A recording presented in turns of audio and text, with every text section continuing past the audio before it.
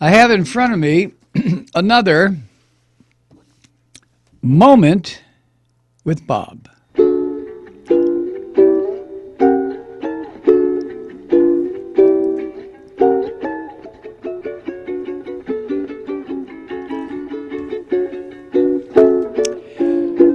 Brought to you by your friends at Offshore Drilling.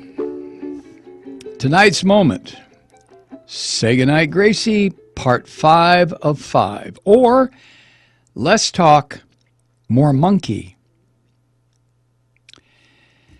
Hey, Mike.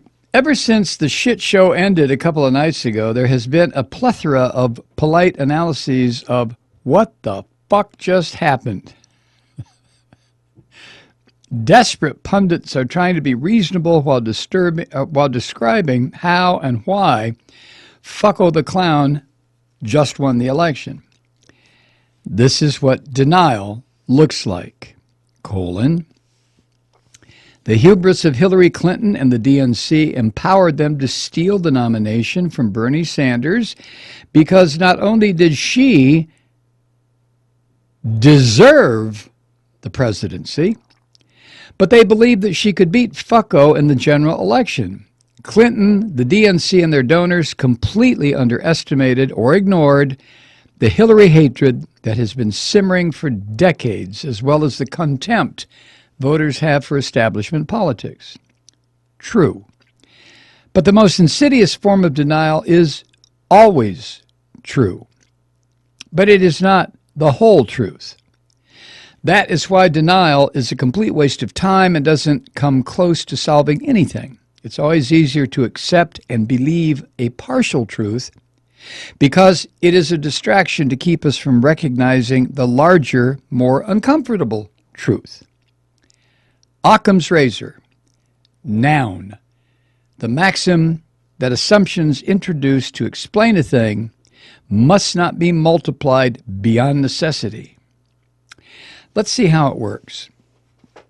59,821,874 Americans voted for Fucko the Clown. Therefore, there are 59,821,874 crazy, stupid people in the United States. Regardless of the fact that the previous sentence sounds like a harsh generalization, it is not. The only way anyone could vote for Fucko is if he or she is a crazy, stupid person.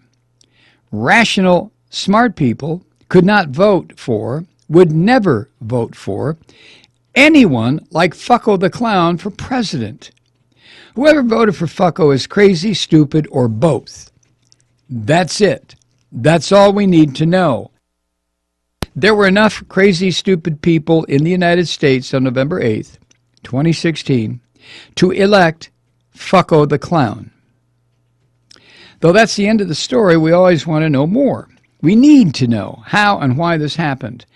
The other uncomfortable truth is, in this case, no, we don't. It doesn't matter. Fucko the Clown is going to be the next president of the United States. End of story. It's like my own personal nightmare scenario. Now, a little caveat here. Bob Alexander does not have lung cancer. It's like my own personal nightmare scenario. I'm in my doctor's office discussing my recent lab test, and he tells me I've got lung cancer. I ask how? Why? He bluntly tells me because I smoked cigarettes for 44 years. That perfectly valid explanation, in a sense, has nothing to do with my current problem. Smoking caused the cancer, but my current problem isn't smoking. I have lung cancer. That's an example. The United States of America has Fucko the Clown. And that happened because there are too many crazy, stupid people. But what if we want to know where crazy, stupid people came from? I don't think that's our problem, but what the hell. I'm not tired of typing yet, so here are the broad strokes. There's obviously more to it, but I don't have the time or will to go too far down my long list. In 1987, the FCC got rid of the Fairness Doctrine, unleashing Limbaugh and all the rest of the lying assholes who filled the radio airwaves with hate speech. In 1996, Fox News began pumping out the same pernicious lies on cable television 24 hours a day, 7 days a week. If that stew simmers for 30 years, you end up with people who will vote for Fucko the Clown. The reason hate radio and Fox News took root and grew like weeds in the American brain is because the country has always been a racist, misogynist, xenophobic nation. Always. Hate radio and Fox News didn't seductively whisper lies into the ears of the American public. They shouted.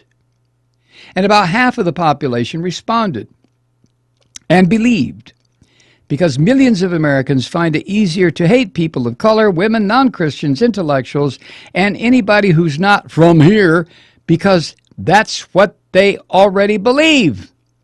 They just finally had a presence in the media who affirmed it. Hate radio and Fox News blame the ills afflicting their audience on everyone except the real culprits. That is the fundamental lie of hate radio and Fox News. Their purpose is to misdirect attention away from the elite and blame everything on the most powerless amongst us. And their audience believed the lie because they were raised to believe it. They raised their children to believe it. And it's easier and more gratifying for crazy, stupid people to join in on the oppression of women and minorities than collectively organize against their actual corporate overlords. For the most part, the United States of America, until a few days ago anyway, wore a mask of sanity. The election of Fucko the Clown did away with the bother of pretending to be sane. I've listened, watched, and read too many analyses from liberals about what the fuck just happened, explaining how we must make sure this doesn't happen next time.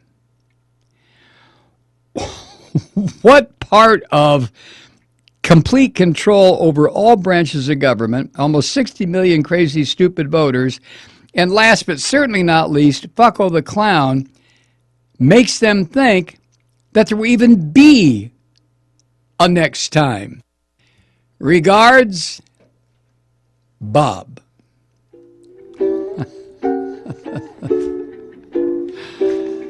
Yeah, well, another moment with Bob, brought to you by your friends at Offshore Drilling and other nefarious bullshit.